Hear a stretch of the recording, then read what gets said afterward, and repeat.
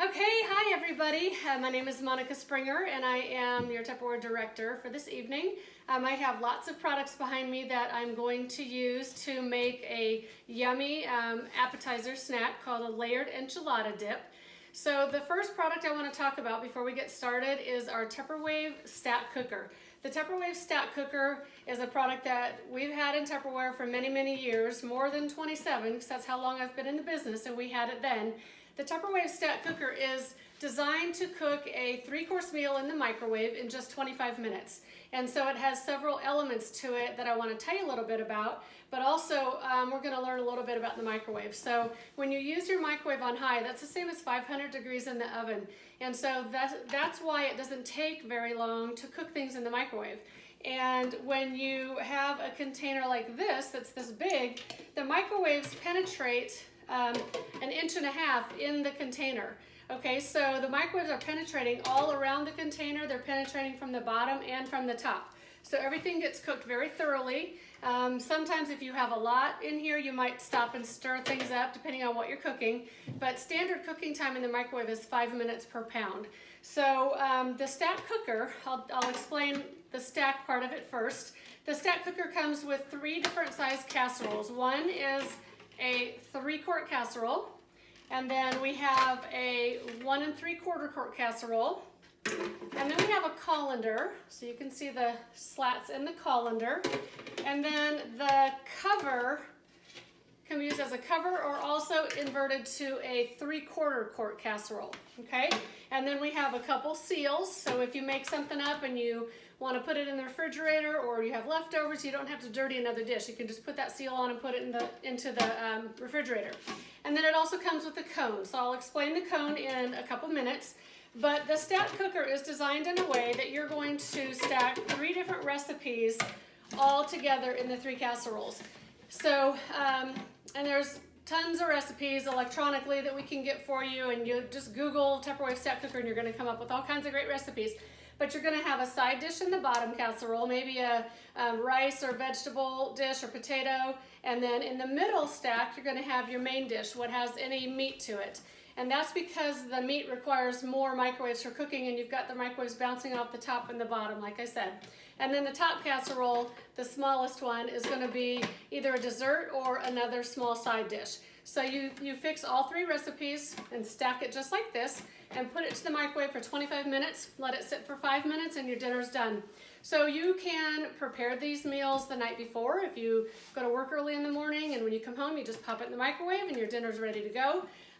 They're also great if you do a lot of power cooking and you want to take a weekend and maybe just make several meals with the stack cooker and freeze them in smaller containers so you've got meals prepared for the next couple weeks.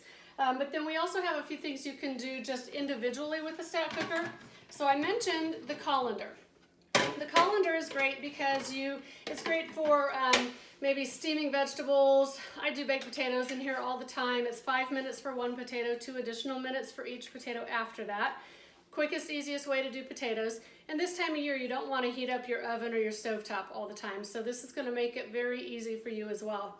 But what we did tonight is we browned our ground beef in the stack cooker. And so again, 5 minutes per pound, regardless of what you're cooking. So we put the hamburger in the colander, and then the colander right inside the medium-sized casserole. Put it into the microwave for, it was about a pound of hamburger. So I put it in for a couple minutes, stirred it up a little bit, and then put it back in. And what's going to happen is all that grease is going to drip off your meat, and it will be in the bottom casserole, so you won't have that on your food. Most of that grease comes off as it's cooking. If you wait, then it soaks back up into the meat, and then it goes into your body. So that's what we did, and I've done that already. So I'm just going to move this out of the way. Okay, so I've already cooked up the ground beef. So it might be hard to show on this camera, but I'm going to show you the ground beef is already all cooked up. Okay, I don't know if you can see that very well. And then, was it okay? All right. And then you can see in the bottom is all the grease. Okay, so that's not very attractive, and all of that is what's not going into your body. Okay, so that's good. And this was probably 80-20%, lean. So Everything has grease on it, even if it's not a lot. So that's not going to go into your body. So now what we're going to do is we're going to open up a can of refried beans. So we'll use our Tupperware can opener. And this is nice because it cuts right under the lip of the can. And so you're not going to have any sharp edges. You're not going to have any paper or metal shavings in your food. So we just set that can opener right on top. Sometimes it's kind of tricky to get a grab, so you can see it's got a hold of that can. And we're going to turn that handle all the way around. You're going to feel it loosen up as soon as it's all the way around the can. Okay, and then I call this a little beak, and so we're just going to put that right on there, pull the top of that can off, and then you can see that can is cut very evenly. Oops, I just poured a little bit on the floor. Okay, so in the 3-quart casserole, we're going to take our silicone spatula, and these are my old ones, so they're not the current colors, but we're going to use our silicone spatula and just put the refried beans in the bottom of that casserole dish. Okay, and then we're going to just kind of spread that down. Okay, and then we're going to just put that hamburger right on top. So we've got the hamburger on top. Now we're going to make some homemade salsa. Okay, so we're going to move this out of the way and bring in our PowerChef. So the PowerChef is basically a food processor without using electricity. So the PowerChef has a blade attachment. It also has a paddle attachment that I didn't get out. But this can cut anything but ice. And so we're going to put our very sharp blade down in there. And we're going to put a medium onion or part of a large onion down in there. We're also going to, I'm going to actually cut that up first. So this PowerChef honestly is amazing. You can chop up, you can shred cooked chicken in here, you can shred pork. I'm not sure if you're able to see that very well. Let me just move the camera a little bit. Is it all right? Okay. So we have the chopping up the onion, and that didn't take but just a couple minutes, and it's chopped up really small. And now we have some cilantro in our Fridge Smart. Fridge Smart is an amazing product that is designed for keeping all your produce fresh for a lot longer. So depending on what you put in here, you're going to look on the chart on the front, and there's pictures to show you exactly how to vent it based on what you put in here. So this cilantro, I believe I've had in here for 2 weeks. I don't want to spill it, but for 2 weeks I've had that cilantro in there, and I'll have it in here until I use it all. So it'll be maybe 3 or 4 weeks until I've used every bit of this cilantro. And a little bit more on the floor there for the dog. She'll be happy. Okay, so we're just going to put a bunch of cilantro in here. If you don't like cilantro, don't use it. I love cilantro. So we'll dump some of that in there. I don't have a recipe, I just dump. And then we're going to use our knives. Our Chef Series, our E-Series knives are amazing. They all come in their own protective sheath. Okay, so you can just put that right in there, set them in your drawer. If you reach in and grab it, you're not going to cut yourself. So I have several different sizes here. So we're going to put a couple tomatoes in there. And I have some jalapeno peppers here that we're going to add as well. Okay, so we got those. Alrighty, what am I missing? Oh, I've got some Southwest or some Chipotle seasoning. We're going to add some of that in here. Alrighty, and then our lime. So let me just cut that in half, and we use our lime press. Okay, how easy is that to get lime juice out? This is an amazing press. Just put your lime right in there, squeeze it, and you get all that juice out of there. Okay, so now we're going to put the top back on. Put the collar on. This is also a great product for making blizzards. It's nice and hot right now, so just throw some Oreo cookies in here, some ice cream, some milk, and make some homemade blizzards. So you can see now how quickly that is chopping up everything that I put in there for our homemade salsa. We're just going to get it nice and chopped up. We don't like chunky salsa at our house, so we're going to, that's the nice thing about this. You can decide how chunky you want it. So if you like big chunks of peppers and onions and tomatoes, then just don't chop it up as much. But look at that. Does that not look yummy? So there's our homemade salsa. So we're gonna dump that right on top of our hamburger and beans. I might not put it all in there, but oh, that looks good. All those pretty colors. Yeah, we will put it all in there. Alrighty. Now, the last product that we're gonna use is our master grater, and that is to grate some cheese. So let me get all this out of the way.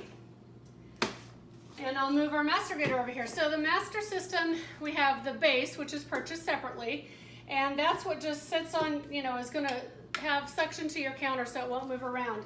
And then we're gonna use the shredder attachment, so you have different size cones, so you can shred things different sizes.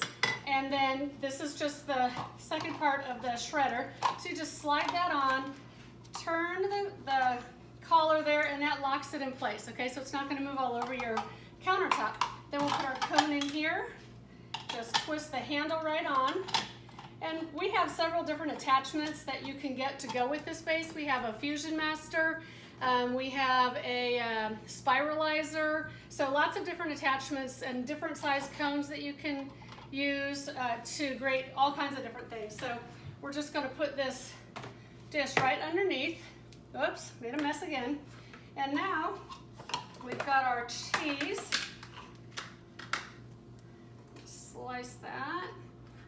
So we're just gonna put our cheese in there, twist that handle, and you'll just see, hopefully you can see on there how easily that is to shred that cheese up. Now, for those of you that don't know, shredded cheese in the bag is just not the best thing for you. It's got all kinds of different ingredients in there. I've even heard something as bad as sawdust in there to keep the cheese from being too moist and from molding and spoiling. So we're just shredding up our cheese there, and it's just really better for you to buy it in a block and shred it as you need it. And that just keeps it fresh a lot longer and is just ultimately better for you. So now we've got our cheese all shredded on top. Okay, so it's a nice layered enchilada dip. We're gonna put it in the microwave for about 5 minutes, and we'll take it out and it'll be a yummy dip with chips. But then also, if you have some left over, then the next day you can just roll it up in a tortilla and you've got a nice beef and bean burrito for your lunch. So hopefully you have enjoyed this demo and seen some of my favorite pieces that I love to use, and a new recipe hopefully for your house as well. So again, I'm going to put this in the microwave for just about 4 minutes, just for that cheese to get melted thoroughly, and then it'll be done. One other thing that we can do in the Stat Cooker, and I failed to mention this, you can make a cake in the microwave in just 9 minutes, 9 to 10 minutes, depending on your microwave. So you take the 3-quart casserole, okay, and then the cone. This is what I was talking about with the cone. So you're gonna put that cone right in the middle. Then you take any cake mix, 3 eggs, and a can of pie filling. There's other recipes as well, but that's the recipe I like. That's what's easiest. And so you can make that combination however you want with cake and pie filling. I like vanilla cake with strawberry pie filling, or chocolate cake with cherry pie filling, yellow cake with pineapples. Crushed pineapple's really good. So again, cake mix, pie filling, 3 eggs. Mix all that up, pour it in here around the cone, put it into the microwave for 9 minutes. And if you're at someone else's house doing this, just start with 9 minutes and then take it out. If it's pulling away from the sides of the cone and the side of the casserole, then your cake is done. Okay, so then you just flip it over onto a plate. It's super moist. You don't need to add anything. You don't need frosting. Maybe if you want to drizzle a little, or maybe sprinkle a little powdered sugar on it, you could, but you really don't even need frosting. It's just yummy. So that's another great idea just for the 3-quart casserole and the cone from the Stat Cooker. Some great recipes for like the sticky buns and all kinds of different things. So the Stat Cooker is an amazing product, and I think you're gonna love it. All right, thank you.